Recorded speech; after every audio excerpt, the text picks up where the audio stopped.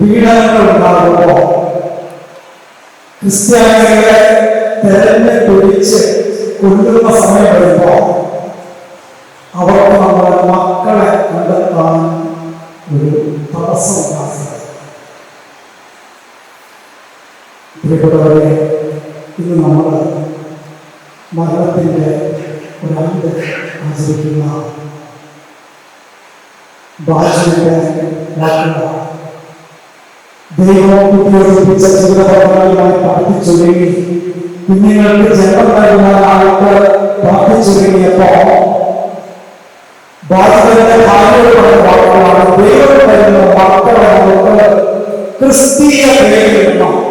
ഇനി പീഡനങ്ങളുടെ കാലം വരുമ്പോ അവർ ക്രിസ്ത്യാനികളെ തെരഞ്ഞു പിടിച്ച് കൊല്ലുന്ന കാലം വരുമ്പോ നമ്മുടെ മക്കളെ കണ്ടെത്താനായി നമുക്കൊരു തടസ്സം ഉണ്ടാകും.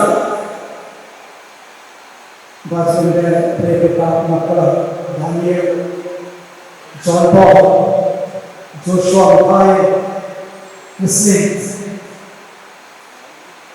നിങ്ങളോടാണ് എനിക്ക് ഇനി സംബന്ധിച്ച് അറിയാവുന്നത്. നിങ്ങളുടെ വർഷം എനിക്ക് ഇനി സംബന്ധിച്ച് 26 വർഷം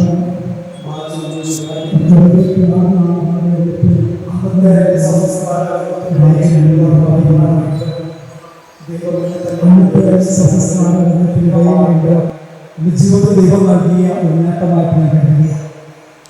ഇന്ന് വീണ്ടും സത്യത്തിൽ മോളെ വിചാരിച്ചിരുന്നത് മട്ടായച്ചൻ വരും ഇതുവാക്ക് പറയുന്നില്ല.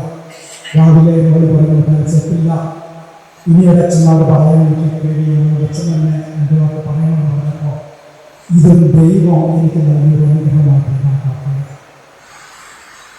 പ്രിയപ്പെട്ട മക്കളെ, നിങ്ങൾ അഭിമാനിക്കണം. നിങ്ങൾക്ക് ഇതുപോലത്തെ ഒരപ്പനെ ദൈവമായി അനുഗ്രഹിച്ചു.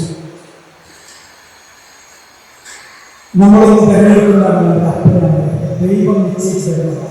അതുകൊണ്ടാണ് ഞാൻ നിങ്ങളുടെ മക്കളോട് പറയുന്നത്, നിങ്ങൾ ഭാഗ്യം നിറഞ്ഞ മക്കളാണ്. കാരണം ഒരു ക്രിസ്ത്യാനിയായിട്ട് ജീവിച്ച് ക്രിസ്തു കാണിച്ച വഴിയിലൂടെ അഭിമാനപൂർവ്വം ജീവൻ സമർപ്പിച്ച് അവസാന അഭിമാനപൂർവ്വം ഈശോ പിതാവിന്റെ പക്കലേക്ക് ഇതാ എന്റെ ആത്മാവിനെ എന്റെ പക്കലേക്ക് സമർപ്പിക്കുന്നു എന്ന് പറഞ്ഞതുപോലെ മരിച്ച് സാക്ഷ്യം നൽകി കടന്നുപോയ ഒരപ്പന്റെ മക്കളാകുവാനായിട്ട് ഭാഗ്യം ലഭിച്ചവരാണ്. ദൈവം നിങ്ങളെ അനുഗ്രഹിക്കട്ടെ എന്ന് ആത്മാർത്ഥമായിട്ട് ഞാൻ പ്രാർത്ഥിക്കുക. കഴിഞ്ഞ വർഷം ഇതേ ദിവസം 25-ാം തീയതി ആസ്പത്രിയില് വളരെ അസുഖം കൂടി ശ്വാസമെടുക്കാൻ പറ്റാത്ത അവസ്ഥയിലായിരിക്കുമ്പോഴാണ് ബാജു ഭാര്യയോട് പറഞ്ഞ അച്ഛന്മാരായിട്ട് വിളിക്കുക. അവൻ അച്ഛന്മാരുടെ അവധിയിൽ നമ്മൾ വികാരിച്ചനും കൊച്ചനും നമ്മൾ വികാരിച്ച് പറയുകയുണ്ടായി. ഒത്തിരി നേരം അച്ഛൻ ആ ബാജു അച്ഛൻ്റെ കരം ഇങ്ങനെ ചേർത്ത് പിടിച്ചുകൊണ്ടിരിക്കുന്നു. അങ്ങനെ പ്രാർത്ഥിച്ച് ഒരുക്കിയൊക്കെയാണ് തിരിഞ്ഞു പോകുന്നത്. അങ്ങനെ എല്ലാ അച്ഛന്മാരും തിരിഞ്ഞു, എല്ലാവരും ഒക്കെ പോരാടായപ്പോഴാണ് ബാജു ഭാര്യയോട് പറയുക, 3 മണിക്ക് ദൈവം വന്ന് എന്നെ കൊണ്ടുപോയിക്കൊള്ളാമെന്ന് പറഞ്ഞിട്ടുണ്ട്, നീ എൻ്റെ കട്ടിലിൻ്റെ അരികിൽ തന്നെ ഇരിക്കണം. മോളി തമാശായിട്ടാണ് വെച്ചത്. ഓക്കെ, വരട്ടെ, വരുമ്പോൾ നമുക്ക് കാണാം എന്നെല്ലാം പറഞ്ഞുകൊണ്ടിരുന്നു. നമുക്കറിയാം, മരണം നടന്നത് കൃത്യം രാത്രി 3 മണി കഴിഞ്ഞ് 4 സെക്കൻഡുകൾ കഴിഞ്ഞപ്പോൾ ഇതിലേറെ അച്ഛന്മാരുടെ അനുഗ്രഹങ്ങളും പ്രാർത്ഥനകളും എല്ലാം നേടിക്കൊണ്ട് ഒരുങ്ങി പ്രാർത്ഥിച്ച് കടന്നുപോയ ഒരു മനുഷ്യന്റെ ഒരു മരണത്തിന്റെ ആണ്ടാണ് നമ്മൾ ആചരിക്കുക. അതിന് ദിവസങ്ങൾക്ക് മുമ്പാണ് ഞാൻ വീട്ടിൽ പോകുന്നത്. പിന്നെ ഞാൻ വീട്ടിൽ നിന്ന് ബാജുവായിട്ട് സംസാരിച്ചു. അതൊരു വിടവാങ്ങൽ പോലെ തന്നെയായിരുന്നു. കാരണം 7 നിമിഷവും മരണത്തെ പ്രതീക്ഷിച്ച ഒരു മനുഷ്യനാണ്. അതുകൊണ്ട് തന്നെ ഞാൻ ഇറങ്ങിയപ്പോ ഒത്തിരി നേരം അവിടെ ഒത്തിരി പ്രാർത്ഥിച്ചു, ഒത്തിരി സംസാരിച്ചു. അവസാനം പറഞ്ഞിട്ട് വാക്ക് തന്നെയാണ്, ഞാൻ മരിച്ചത് കേൾക്കുമ്പോൾ അച്ഛൻ ധൃതി പിടിച്ച് ഓടി ഇങ്ങോട്ട് വന്നേക്കരുത്, അച്ഛൻ ഒരു കുർബാന ചെയ്തിട്ട് വേണം എന്റെ ശവശരീരം കാണാനായിട്ടുള്ളത്. തമാശയായിട്ടാണ് മോളി ചോദിച്ചത്. പാതിരാക്കൊക്കെ വരണമെങ്കിൽ അച്ഛനെങ്ങനെ കുർബാന ചെയ്യാൻ പറ്റുന്നു. പക്ഷേ അത് സംഭവിച്ചു. ഞാൻ ഇന്ന് ഓർക്കുകയാണ്, 3 മണി കഴിഞ്ഞ് ഏതാനും നിമിഷങ്ങൾ കഴിഞ്ഞപ്പോൾ ജോൺ പോളാണ്, 2ാമത്തെ മകനാണ്, എന്നെ വിളിച്ച് ആ വിങ്ങി പൊട്ടുന്ന ഹൃദയമായിട്ട് പറഞ്ഞു, പപ്പ പോയി, ഇനി നിർത്തിയിട്ട് പറയുകയാണ്, അപ്പച്ചനാമത്തെ അവസാനത്തെ ആഗ്രഹമാണ് കുർബാന ചെന്നാണെന്ന് ചോദിച്ചത്. ഞാൻ ഓർക്കുകയാണ്. പിറ്റേ ദിവസമാണ് ഞാൻ അറിഞ്ഞത്. അതേ രാത്രി തന്നെ അനേകം വൈദികര് ആ പാതിരാക്ക് മരണമടഞ്ഞ ഉടനെ ആ ബലിയർപ്പിച്ചിട്ടാണ് സംസ്കാരം ദൈവത്താല് അനുഗ്രഹിക്കപ്പെട്ടൊരു മകൻ. നമുക്കറിയാം 2014 ആദ്യമായിട്ട് ഈ രോഗവിവരം വാചറിയുക. അതിന് മുമ്പുള്ള ജീവിതം നമുക്കൊക്കെ വ്യക്തമാണ്.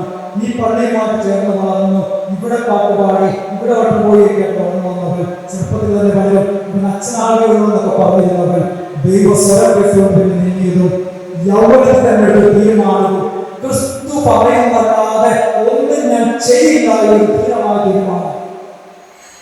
അങ്ങനെ എടുത്തൊരു വിവാഹത്തിന് പുറത്തു പോയതും അവിടെ ശുശ്രൂഷ ചെയ്തതും തിരിച്ച് നാട്ടിലേക്ക് നാട്ടിലേക്ക് പോകാനായിട്ട് ഒരു സന്ദേശം ലഭിച്ചപ്പോ നല്ല ജോലിയും സാമ്പത്തിക പദ്ധതിയും എല്ലാം വിട്ട് നാട്ടിലേക്ക് തിരിച്ചു വന്നതും എല്ലാം നമുക്ക് അറിയാവുന്ന കഥകളാണ്. ദൈവത്തിന്റെ ഒരു ഉപകരണമായ മനുഷ്യൻ.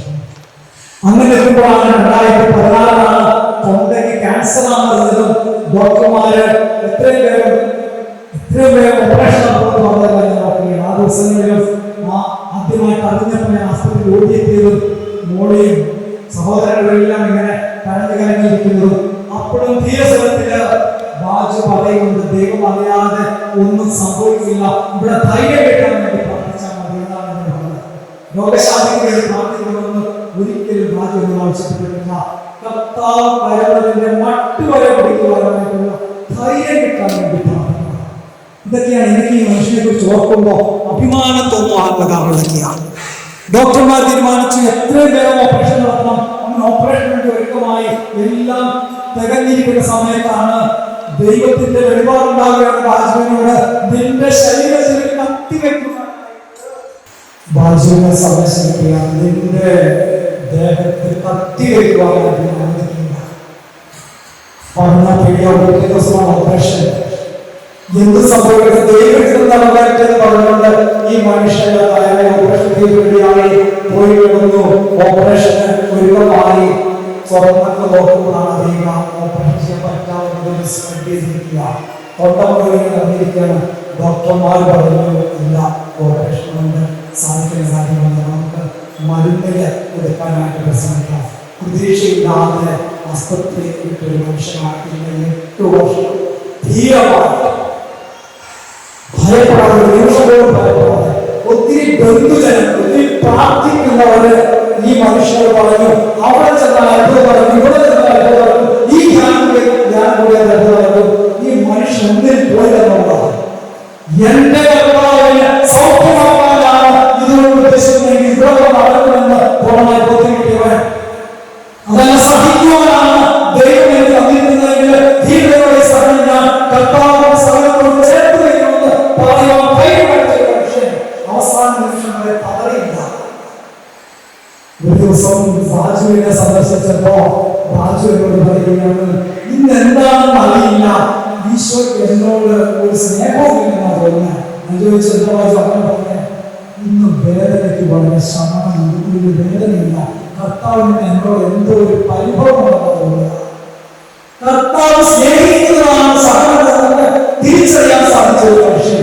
നമ്മളൊക്കെ ഇത് പഠിച്ചിട്ടുള്ള ചില ദുഷ്ടന്മാരെ എന്നാൽ നമ്മളെ ജീവിച്ച മനുഷ്യൻ ഒരു പണിവേദന വരുമ്പോ സൗഖ്യത്തിന് പറഞ്ഞുകൊണ്ട് ആരാധനാലയങ്ങൾ കൈതരുന്ന നമ്മള് ഈ മനുഷ്യനോട് പറയുകയാണ്, എനിക്ക് അല്പം സാധനം പറഞ്ഞിട്ടുണ്ട്, ദൈവത്തിന് നിങ്ങളോട് എന്തോ ഒരു പരിഭവമെന്നാ തോന്നുന്നത്. എത്രമാത്രം നമ്മൾ വളരാനിരിക്കുന്നു. കൊച്ചു സാധനം ദൈവത്തെ പഠിക്കാറുണ്ട്. ഈ മനുഷ്യൻ കടന്നുപോയത് വലിയ സന്ദേശങ്ങളാണ്.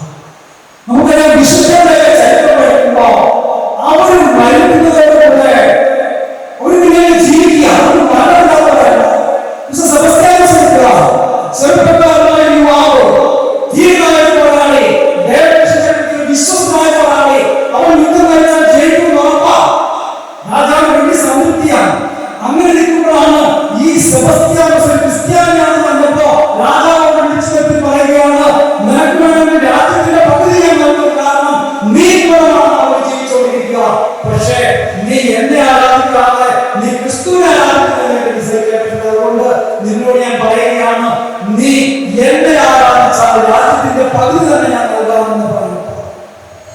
എന്ന് പറയുമ്പോൾ പറയുകയാണ്, അങ്ങ് ചക്രവർത്തി, ഞാൻ അമ്മയുടെ വിശ്വസ്തനായ പോരാളിയാണ്. എന്റെ ശരീരത്തെ ജീവനോടത്തോളം കാലം നമ്മുടെ ഭൂമിയിലെ താഴ്വയ്ക്കാൻ ഒരു ശത്രുവിനെ ഞാൻ അനുവദിക്കുകയില്ല. ആദ്യം ചക്രവർത്തി തുടങ്ങുന്നുണ്ടെങ്കിൽ ആദ്യം എനിക്ക് കൊല്ലത്തെ സാധിക്കുകയുള്ളൂ. അത്രമാത്രം ഞാൻ രാജാവിനോടും ഈ രാജ്യത്തോടും കടപ്പെട്ടിരിക്കുന്നവനാണ്. പക്ഷേ അങ്ങൊരു ചക്രവർത്തി മാത്രമാണ്. ദൈവം അത് ക്രിസ്തു മാത്രമാണ്. ക്രിസ്തുവല്ലാതെ മറ്റൊരു നാമം ഇവിടെയില്ല എന്ന് പറയുകയും അതിനുവേണ്ടി തീരെ മരണം വരികയും ചെയ്ത സെബസ്ത്യാനോസ് സമൂഹത്തോടും മണ്ണനായ മനുഷ്യൻ ചെറുപ്പത്തിലെ തന്നെ ജീവൻ നശിപ്പിച്ചവൻ, ലോകത്തിന്റെ ദൃഷ്ടിയിൽ വിഡ്ഢിയായ മനുഷ്യൻ. പക്ഷേ അതോടുകൂടി സെബസ്ത്യാനോസ് മരണമില്ലാത്തവനായി മാറുകയാണ്. എന്നോ എവിടെ ജീവിച്ചിരുന്ന സെബസ്ത്യാനോസ് ലോകത്തുള്ള സകല ദേശത്തും അറിയുന്ന വ്യക്തിയായി എങ്ങനെയാ? അതുകൊണ്ട് മരണത്തിലൂടെ വിശുദ്ധര് നിത്യജീവൻ പ്രാപിക്കുന്നവർ മരണത്തിലൂടെയാണ്. മരണത്തിലൂടെ അവർ മരണമില്ലാത്തവനായി മാറുക. ഇത് തന്നെയാണ് ദാവീദിന്റെ ജീവിതത്തിലും എനിക്ക് കാണാൻ സാധിക്കുന്നത്. പക്ഷേ ഈ മനുഷ്യൻ മരണമില്ലാത്തവനായി മാറുകയാണ്. ഈ കുഞ്ഞുങ്ങളുടെ മനസ്സിൽ, ഈ നാട്ടിലുള്ള മനുഷ്യർ ഇങ്ങനെ മനുഷ്യൻ ജീവിച്ചിരുന്നു. സഹനത്തിന് പതാകമാണ്. ഓരോ വേദനയും ശുദ്ധീകരണത്തിന് ആത്മാക്കൾക്ക് വേണ്ടി കാഴ്ചവെച്ചുകൊണ്ട് കടന്നുപോയ മനുഷ്യൻ ദൈവം തരുന്ന സമാന സഹനം, ആ സഹനത്തിലൂടെ ആത്മാവിന് വേണമെന്ന് പറഞ്ഞു കൊടുത്തവൻ പലപ്പോഴും എന്നോടൊക്കെ പറയുമായിരുന്നു, അച്ഛനെ ദൈവം വിളിച്ചിരിക്കുന്നത് ആത്മാക്കളെ നേടാൻ വേണ്ടിയാണ്. അവനെ കെട്ടിടോ പണ്ടുകൊണ്ട് എഴുന്നേക്കുന്നത് പറയുക. ഇന്നലെ ഉപദേശമാണ് ജീവിതത്തിൽ നടത്തുന്നത്. പ്രിയപ്പെട്ടവരെ, നമുക്ക് ഈ ഓർമ്മയുടെ മുന്നിൽ നമുക്ക് ശ്രമിക്കാം. ഇതിൽ എന്തൊക്കെ ഉൾക്കൊള്ളുവാൻ സാധിച്ചാൽ അതാണ് ബാജു ആഗ്രഹിക്കുന്ന ഏറ്റവും വലിയ പ്രാർത്ഥന. ഈ മനുഷ്യന് വേണ്ടി എന്താ പ്രാർത്ഥന എനിക്കറിയുള്ളൂ. കാരണം മരിക്കുന്നതിന് മുമ്പ് എന്റെ പറഞ്ഞ വാക്കുകളാണ്. മരിച്ചത് കേട്ട ഉടനെ കാരണം ശരീരത്തിൽ വേർപെട്ട് കഴിഞ്ഞാല് ദൈവത്തിനുള്ളവരെ എനിക്ക് ആത്മാവിങ്ങനെ അനാഥമായിരിക്കുന്ന എനിക്ക് സഹിക്കാൻ സാധിക്കില്ല. അതുകൊണ്ട് ശരീരം വിട്ട അപ്പം തന്നെ സ്വർഗ്ഗത്തിലെ അച്ഛനെനിക്ക് വേണ്ടി കൃപാചരണമെന്ന് പറഞ്ഞെങ്കിൽ പ്രമാദം പ്രാർത്ഥിച്ച് 8 വർഷം പ്രാർത്ഥിച്ചൊരുങ്ങി ഒരു മരണത്തിൽ ഒരുങ്ങിയെങ്കിൽ ആ മകന് വേണ്ടി